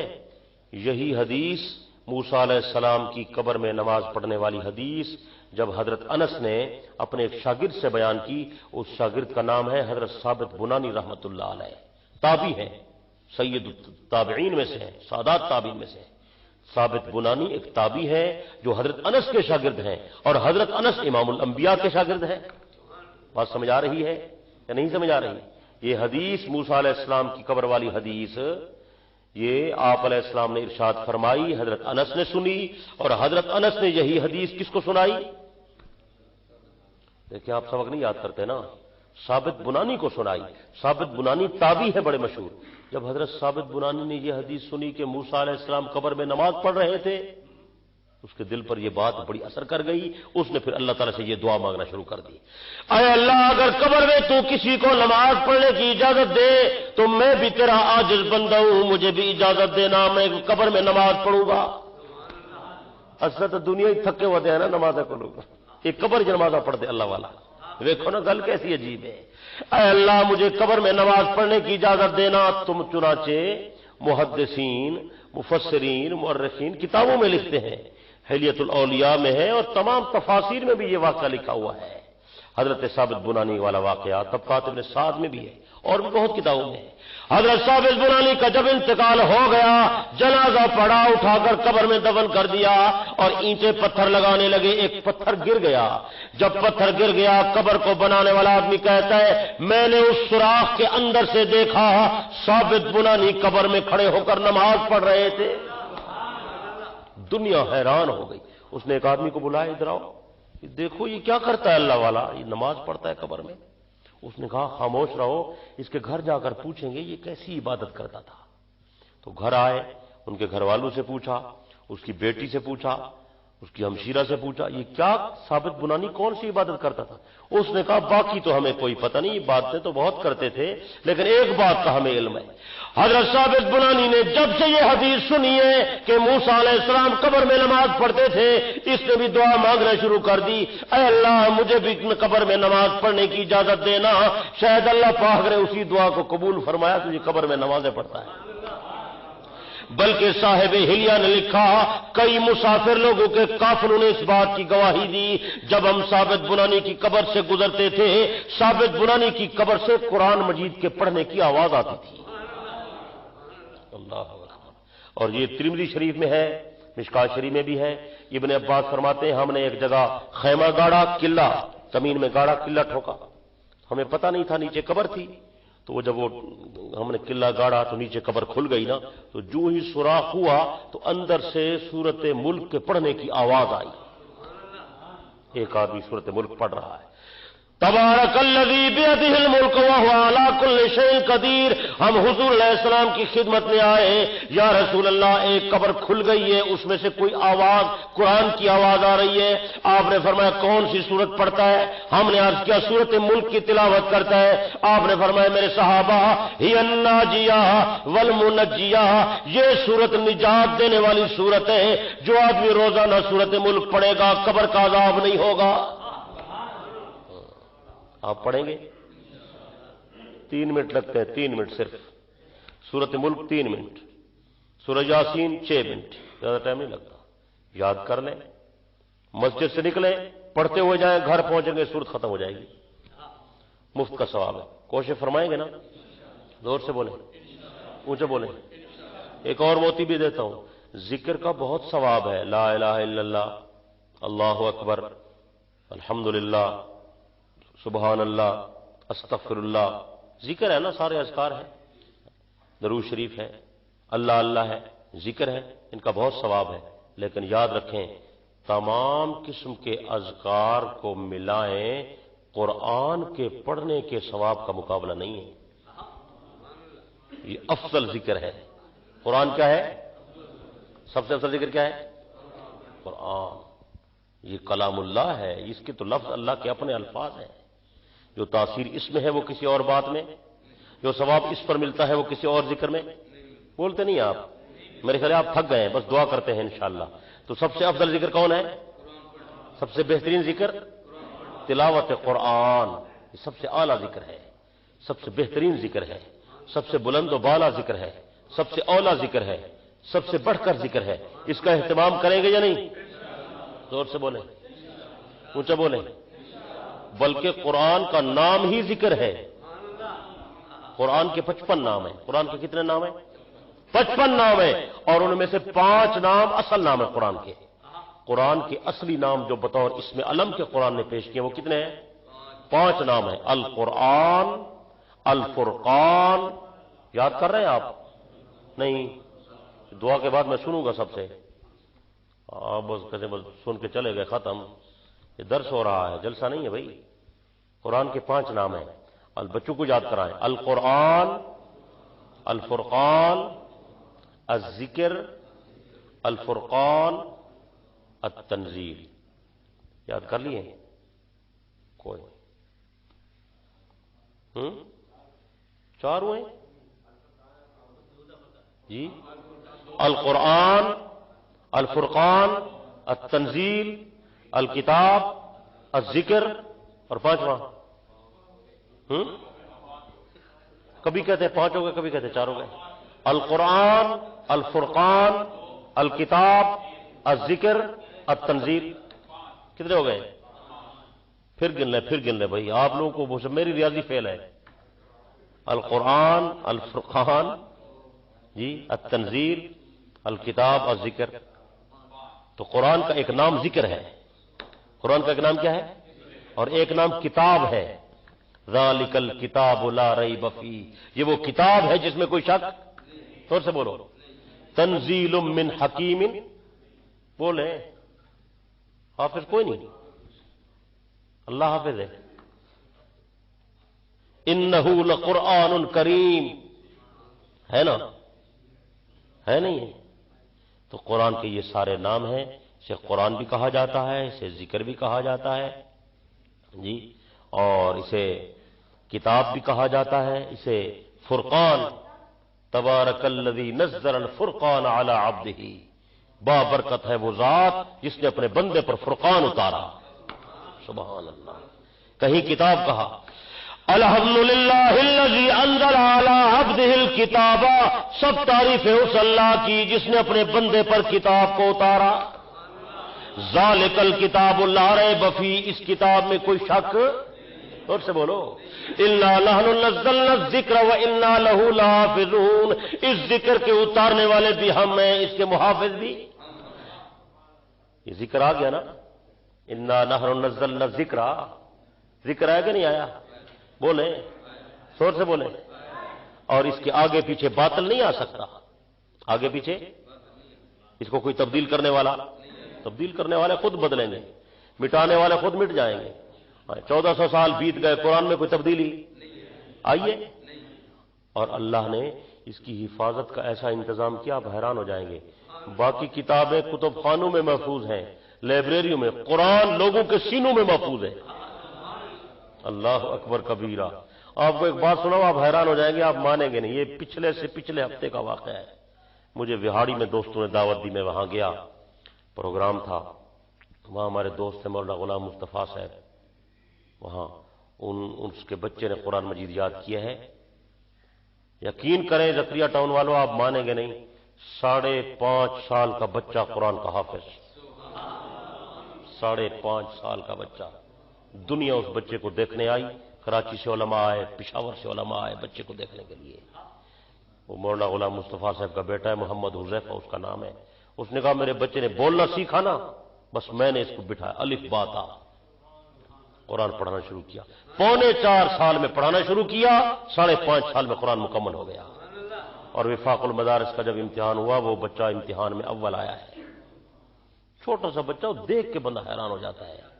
دیکھ 5.5 سال کیا عمر ہے ابھی. بلکہ اس نے مجھے کہا کہ میں نے ابھی اس کو سکول میں داخل کیا ہے، اور جس سکول میں داخل کیا ہے وہ استاد حیران پریشان ہے کہ وہ اس کو پڑھاتے ہیں، ABC سکول ہے، تو وہ بچہ ایسے ایسے سوال کرتا ہے کہ استاد کے پاس جواب نہیں ہوتا. استاد پریشان ہو جاتا ہے. وہ کہتے ہیں یہ بچہ کہاں سے آپ لائے؟ تو یہ اللہ کی عطا ہے. 5.5 سال میں قرآن مجید اس نے حفظ کر لیا. یہ قرآن کا معجزہ نہیں ہے؟ بہت بڑا معجزہ ہے. حالانکہ اتنی بڑی کتاب کوئی یاد نہیں کر سکتا. تورات کا کوئی حافظ نہیں ہے، انجیل کا کوئی حافظ نہیں ہے، زبور کا کوئی حافظ نہیں ہے. قرآن کے حافظ ہیں، اور وہ بھی لاکھوں حافظ ہیں، ایک دو نہیں. مرد حافظ، عورتیں حافظ، بچے حافظ، بوڑھے حافظ، جوان حافظ. یہ ہمارے مذہب کی سچائی کی دلیل ہے یا نہیں ہے؟ زور سے بولیں. خود حضور انور صلی اللہ علیہ وسلم قرآن کے حافظ تھے. آپ کے صحابہ قرآن کے حافظ تھے. ابو بکر، عمر، عثمان، علی، طلحہ، زبیر، جی قرآن کے حافظ. حسن و حسین، سیدہ فاطمہ، اما عائشہ صدیقہ قرآن کی حافظات تھیں. اور رات کو دن کو جب پیغمبر مسجد میں قرآن پڑھتے تھے تو صحابہ سنتے تھے، اور رات کو جب پیغمبر تہجد میں قرآن پڑھتے تھے تو پھر عائشہ سنتی تھی.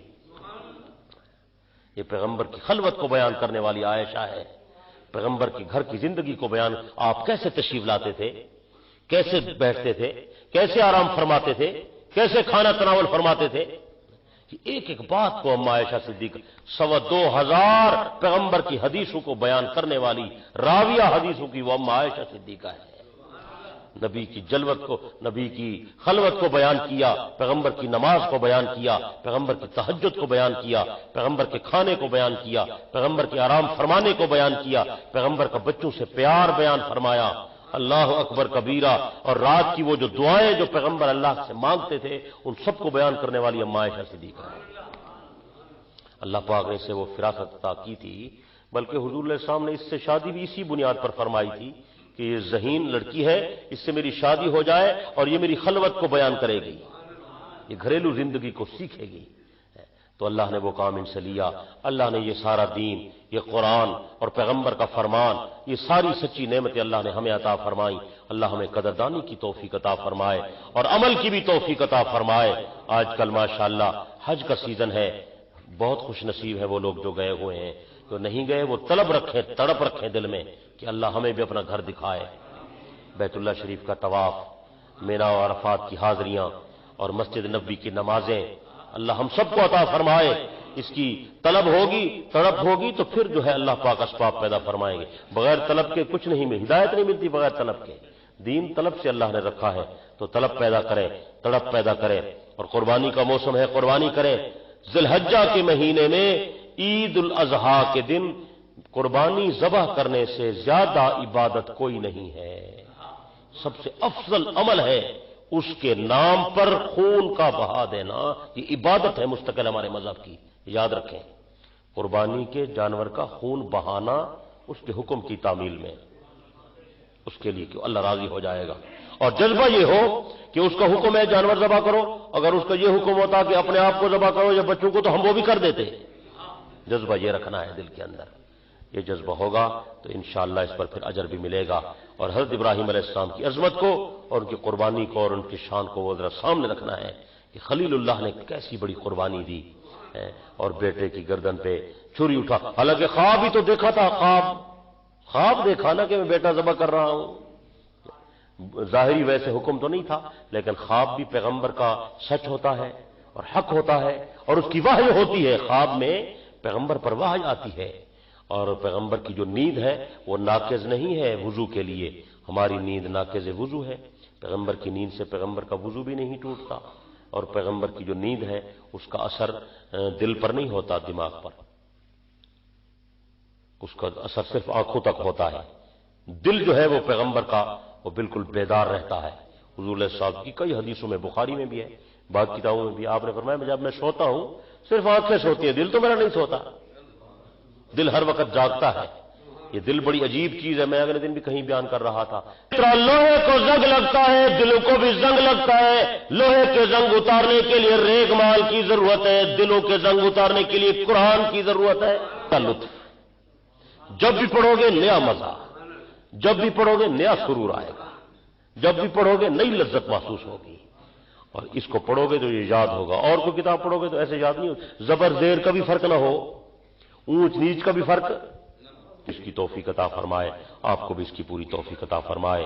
اللہ ہماری حاضری کو منظور و مقبول فرمائے۔ وآخر دعوانا الحمدللہ رب العالمین۔ درود شریف پڑھ لیں۔ اللہم صلی وسلم وبارک علی سیدنا و مولانا محمد النبی الامی وعلی آلہ واصحابہ عدد کل معلوم لک دائما ابدا۔ اے اللہ ہماری حاضری کو قبول فرما، جو کچھ بیان کیا ہے قبول فرما، جو حضرات دور دراز سے تشریف لائے ہیں، تیرے دین کی بات سننے آئے ہیں، ان کا آنا مل بیٹھنا قبول فرما۔ اے اللہ سب کو اجر عظیم عطا فرما۔ اے اللہ اپنی ذات کی معرفت عطا فرما، اپنے پیارے محبوب کی سچی محبت عطا فرما۔ اے اللہ صحابہ و اہل بیت کی غلامی نصیب فرما۔ اے اللہ ہمیں قرآن کا علم عطا فرما، قرآن کا فہم عطا فرما، حدیث کا ادراک نصیب فرما۔ اے اللہ عمل کے مطابق، علم کے مطابق عمل کی توفیق عطا فرما، اور عمل میں اخلاص